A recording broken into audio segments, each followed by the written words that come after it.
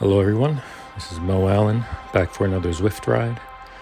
This time I'll be racing the Stage 4 Tour of Watopia, the A ride on the Itza Party route. This route is 49 kilometers, I believe. We'll see when the route statistics come up.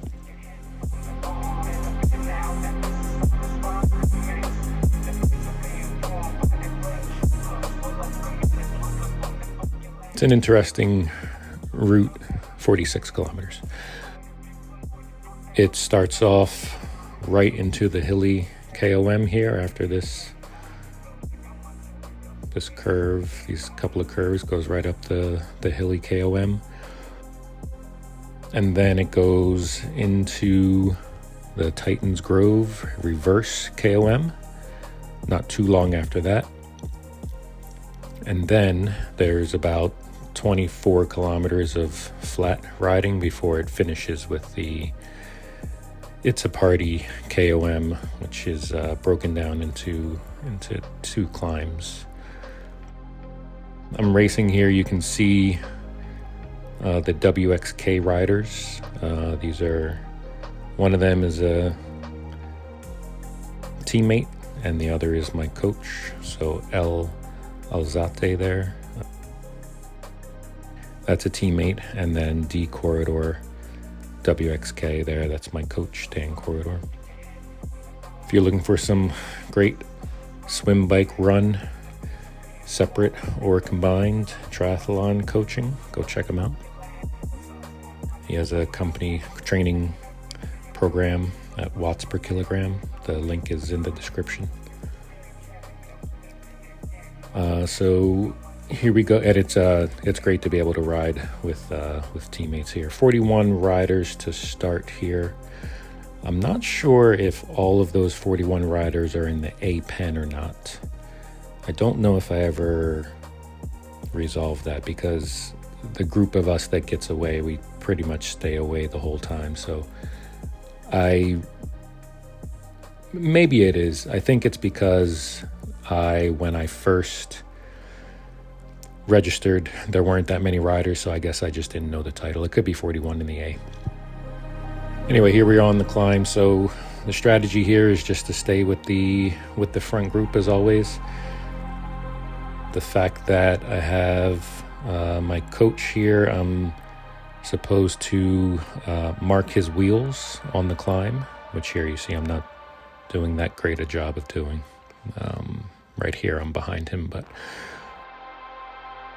so this was it's an interesting ride, because definitely great motivation to have someone so knowledgeable and willing to pull you up the climbs here. Luckily, this group was subdued up this first climb. No crazy watts relatively.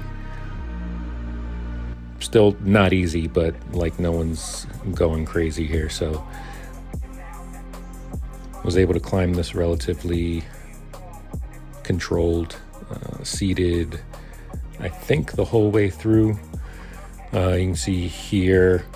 So my coach and I were chatting on the Zwift companion, texting. But I do, and I'll have to ask him afterwards, and I'm sure he'll watch this and answer me, but I know that, well, I'll say this. I quickly realized, given the length of the route, that, for instance, those two riders up front who are being pulled back now, we don't necessarily have to worry about them being a little ways up the road, right? It's a long ride, and breakaways this early, I didn't believe we were going to try to cover. So here I am, just sticking with Dan and getting up the top of this first climb. I don't remember, I didn't look at the time that I did it in, probably 2:30 something. Yeah, 2:32. So up that climb, and now just sitting in until Titans Grove comes.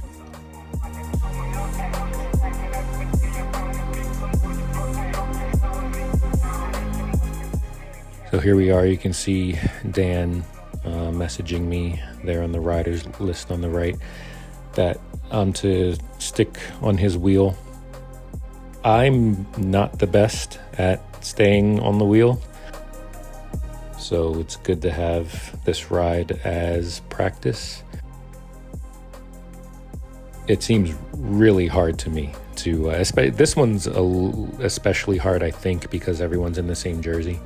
It's nice that they outline the rider who is your friend now. You can see Dan right there on my right has the sort of outline on him, so I know that he's one of my friends, and that helps. But a couple of times it was hard for me to figure out which rider he was.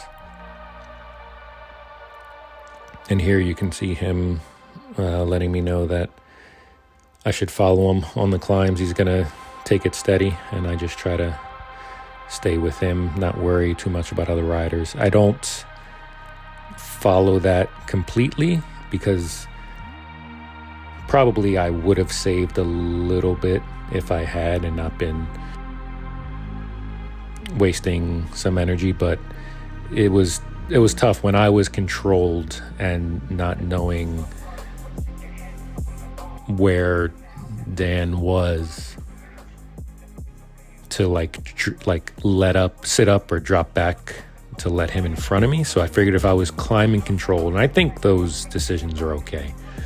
If I was climbing controlled, I figured I'd just stay with the group and not push like hard or anything, and Dan would just make it back up, and I'd try to get behind his wheel when he goes by. So all in all, I think I did some good tactics. I followed some good tactics, and also had some room for improvement. Here you can see me going into the first person view, just trying to get a different view and maybe try to use that to mark Dan and stay with him. I do a lot of pacer rides. Well, relatively. I do a couple of pacer rides a week.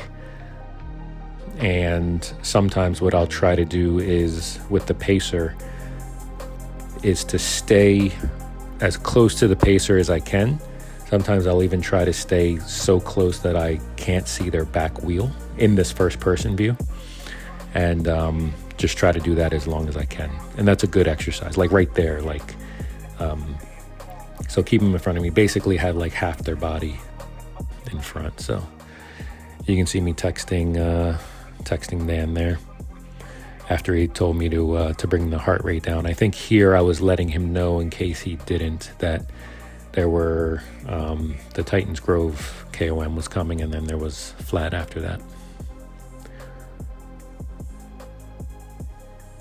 Yeah, so you can see him text me there saying when I told him Titans Grove was coming up, he was saying just to follow him. So I'll speed it up here until we get to the Titans Grove climb.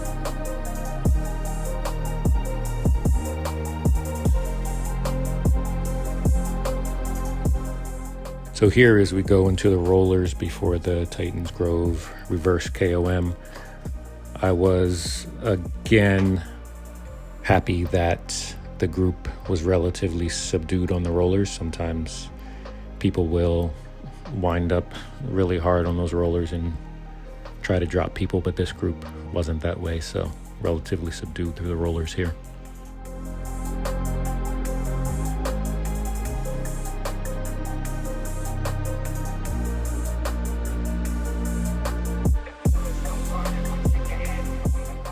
So here we are at the start of the Titans Grove reverse climb.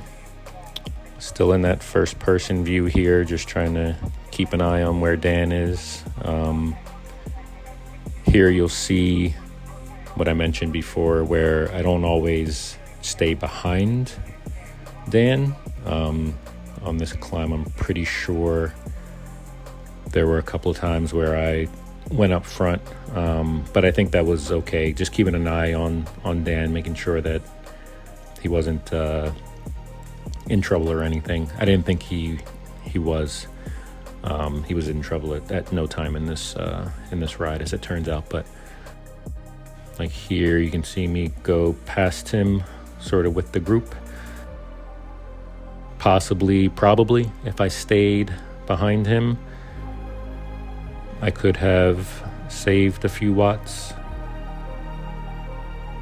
But again, just keep an eye on where he was, what his wattage was, what the wattage of the group was. I didn't think that was too much of an issue.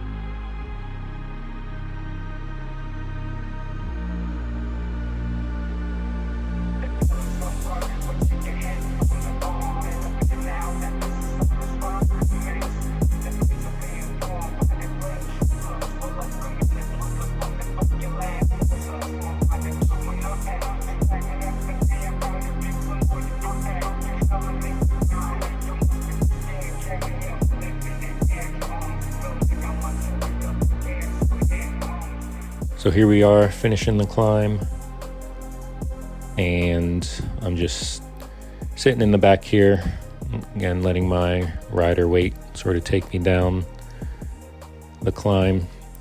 At the end, I finished this ride with 2.8 watt per kilogram average, which was great. And for a 22.9 mile per hour average, I think speaks to some of the drafting tactics working, which is good to see.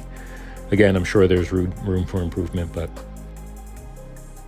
I think overall the tactics went pretty well.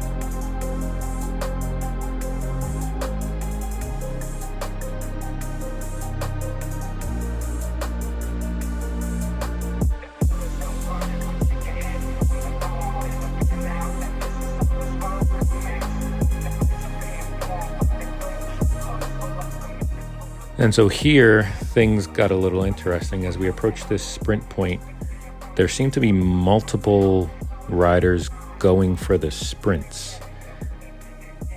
And I wasn't exactly sure why in this group ride. Like, you can see multiple riders like sprinting. And it caught me off guard. I wasn't sure whether to go with them or what. You'll see my wattage kind of go up and down here as I kind of take the temperature of Dan and the rest of the group. Where I didn't really, and I still don't understand why people were going for the sprints multiple times in this ride. But I eventually realized that they were just sprinting and then sitting up. But it took 2 or 3 of those sprints before realizing that. I wasn't sure if at this point, with about half the ride done distance-wise, over half the ride done, if we were to suppose to let those riders go, you can see Dan going off the group here, and then I start to follow him.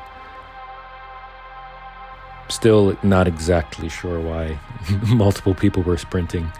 Maybe there's something I wasn't aware of in terms of sprinting in the Tour of Watopia stages, but they did it basically every single sprint, and we're even talking about leading people out. So I don't know if they organized prior to this and were going for sprint segments for some reason just during this ride. I don't know, but it caught me a little off guard.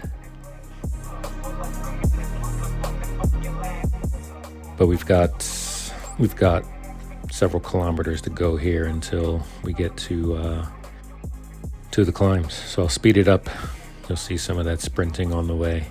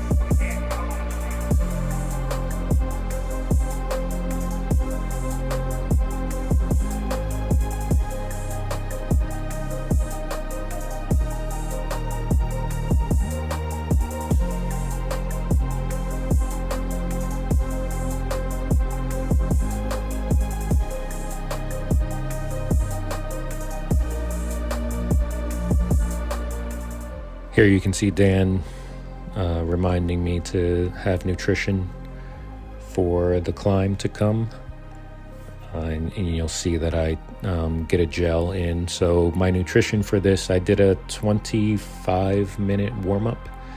And with 15 minutes left to go in that warm-up, I had 2 scoops of Infinite Nutrition fructose blend, powdered blend, where I take 2 scoops with 20 ounces of water and drink it during the warm-up. And then I had a bottle of water. It's the red bottle you see me drinking there. And then I decided to take a gel at this time just to get some energy for the climb at the end.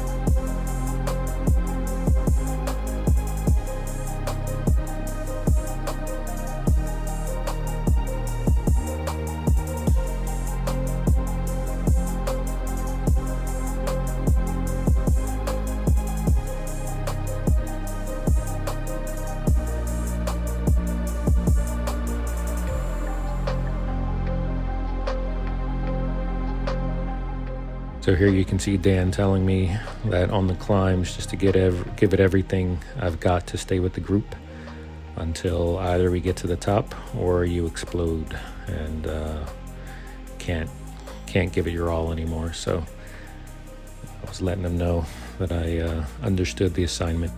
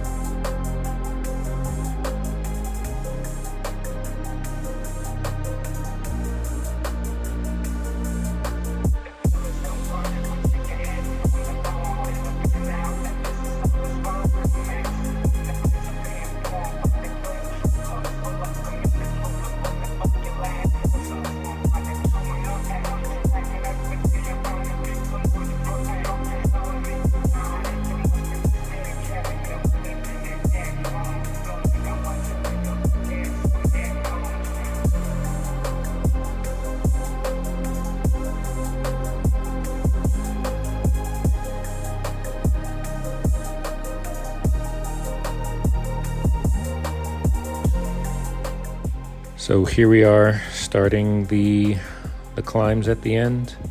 So 6.3 kilometers to go, and we've got 2 climb segments here. One of them is the Mayan Mountainside KOM, the first one. 2 kilometers at 3.1% average gradient, followed by the Itza KOM, 3.75 kilometers at 2% gradient. So here I am trying my hardest to just stay with Dan. I was focused intently on where Dan was, what his watts were. I think I handled this pretty well. Right here, there's a little gap between us. I think he's using steering. the way that he was going around the road. He's got the Zwift controllers. But I think these entire 2 climbs, I think we handled them pretty well. So right here, we're 6th and 7th in the group. The group again isn't climbing crazy, so Dan had a very controlled climb here, and I was very thankful for having him as my wheel. Again, I was worried mainly just about staying with him, staying within my watts. I felt fairly good on the climb. My legs were feeling it a bit. On the red segments, you'll see me stand up and just get some extra power into the pedals there. You can see here that there are 2 riders ahead of us at this point, and the riders behind are sort of dropping back and not keeping the same watts that we are. You can see some digs there behind us at 4.5 and 5.4, but it's really about catching the riders up front at this point. So here, after an hour and 5 minutes, I've done 254 watt average.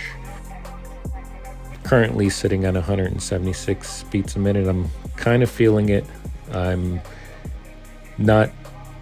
in control, but it's definitely tough, and there's a lot to pay attention to, right? It's like, how close am I to Dan? I'm constantly looking back between where I am in relation, where my avatar is in relation to his, and what my watts are in relation to his. So I'm constantly looking at the rider list and back to the avatars and just trying to stay controlled. Luckily, I can see that the draft is working because I'm putting out less power than him going up the climbs. Dan is a very fit athlete, many dozens of pounds lighter than I am, so better all around triathlete and athlete than I am, but definitely a better climber. So I was happy that he climbed this nice and controlled, and so you can see we picked off that rider behind us, Lars, who's stays with us I think for a little bit, but we're making our way up to Larish in front of us, who again, you can see that they set a PR on the segment. Actually, I guess that's I'm not sure. Okay, yeah, so you can see how Lars went for like a sprint there. I'm not sure, these riders appear to be like sprinting through these segments and not like riding the whole ride as a whole. I'm not sure. Even one of them mentioned, I think it was Larish, who's in front of us currently. They mentioned that they weren't going to climb. So I'm not sure exactly what their tactics were, but I'm thankful that they weren't to compete with me and Dan. So that was the Mayan mountainside KOM there. And here it's interesting because Dan said close, and I don't know if that meant stay close to him or if it meant to close the rider in front of us. And it could have just been a delay in here we go, starting the second, the Itza KOM. I don't know, that could have been just a delay in the way he sent the message, because I was already, in fact, when the message came, I was past him. So I just took the opportunity, since I was in front, to sort of just stay on the watts and close to the rider in front of us.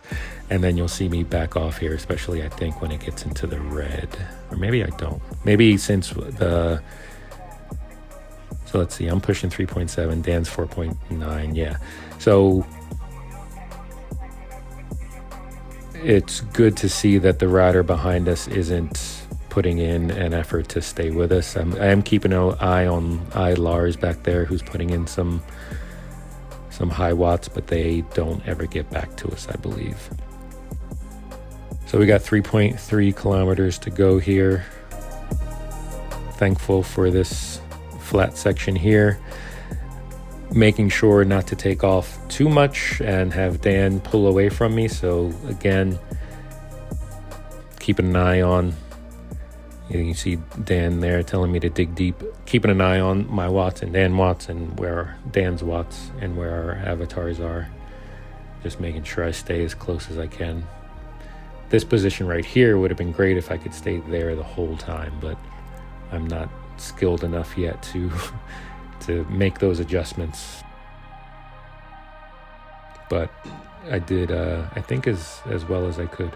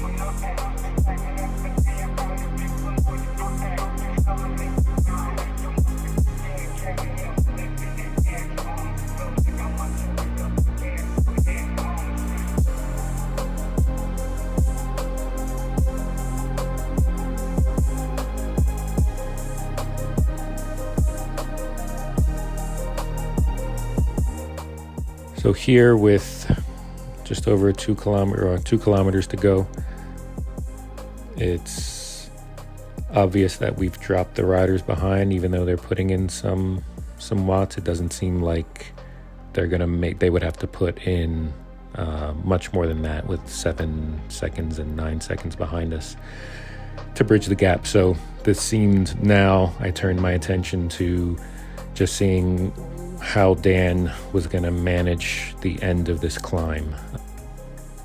So on these red sections, the higher gradient sections, I made sure to anticipate and spin up a little bit more. You see me standing there, and then recover just a little bit on the lower gradient sections. Again, keeping an eye on where Dan's watts are going. So he mentioned at the end that he wanted me to sprint past him actually for the win, but I didn't have it in my legs at that point. So you can even see, you'll see towards the end that he gets a bit of a gap on me because I wasn't able to stay with him. So here, this is like mentally, this was a test, seeing this sort of longer red section come up. So I'm just gearing up, making sure I can stick with Dan as much as I can here.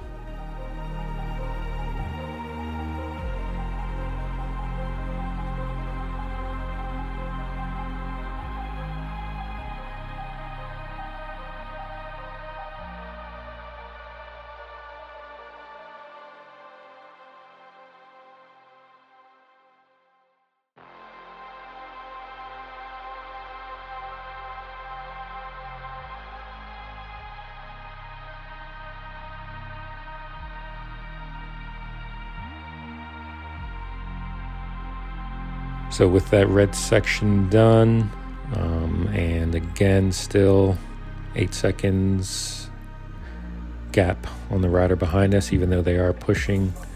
I feel confident again that this is just about following Dan and seeing what kind of effort we can do to the finish here. I know that it's almost done. I am hurting just a bit. This was a pretty good climb for me. I turned the graph off so you can't see the effort, but it was a good effort. You'll see at the end on the ride summary. But here we go into the last red section here, and just trying to stay with Dan.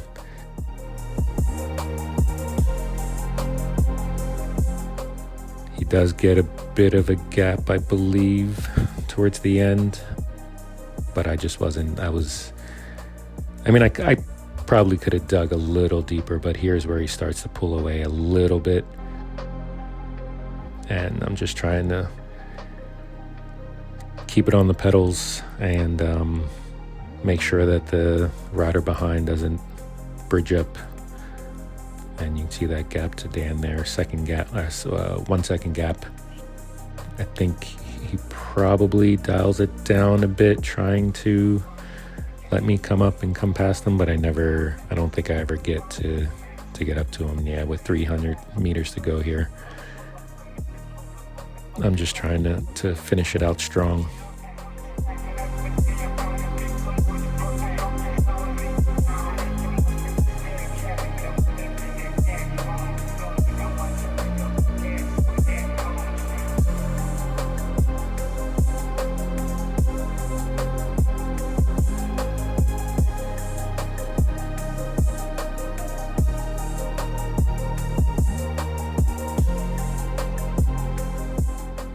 And there we go. First and second place there for Dan and me, respectively. I guess I never actually finished this route either, so route badge to boot. And Tour of Watopia cycling kit. This was the last stage I needed, actually, to complete the Tour of Watopia challenge. So good end to a good week. This is Sunday that I did this ride, so it's a good week of activity here. I'll take a rest day on Monday, maybe do some yoga or something like that, but then look to start the week again. All right, thanks everyone for watching. If you like the video, give it a like, and I will talk to you later.